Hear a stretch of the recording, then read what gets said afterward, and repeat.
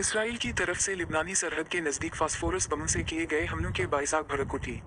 ये आग हमलों से भड़की जो बाद अज़ां करीबी देहात के आसपास भी फैल गई।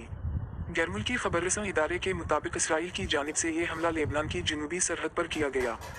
मकामी हुक्काम के मुताबिक लेबनान के सरहदी इलाकों में इसराइल और हिज़्बुल्लाह के दरमियान तसादुम और फायरिंग का तबादला मामूल बनता जा रहा है। ग़ज़ा पर इसराइली बमबारी के आगाज़ के बाद से हिज़्बुल्लाह और इसराइल का ये तसादुम लिबनानी की जनूबी सरहद पर देखा जा रहा है। सरहदी गांव अल्मा अलशिब के मईर जीन गफ्फारी के मुताबिक इलाके में आग के शोले देर से किए गए इसराइली हमले के बाद भिड़ गए। बाद अज़ां ये शोले गांव के किनारों तक पहुंच गए जो 24 घंटे तक भड़कते रहे। मईर जीन गफ्फारी ने मजीद कहा कि लिबनानी सिक्योरिटी फोर्सेस और रज़ाकारों के अलावा अक़वाम मुत्तहिदा के अमन फौजियों ने ये भड़की हुई आग बुझाने की कोशिश में हिस्सा लिया। ताहम तेज़ हवा के चलने की वजह से इन्हें आग बुझाने में मुश्किल पेश आई।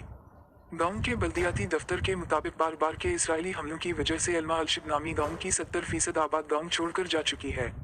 मीडिया से वाबस्ता फोटोग्राफर्स ने आग को गांव में जैतून के पौधों को जलाता देखा और मकानात के भी करीब पर ये आग नजर आई। लिबनानी हमलों से आग भड़कने का ये वाक़या साहिली शहर नक़ूरा और गांव अलम शब के दरमियान फैला हुआ था।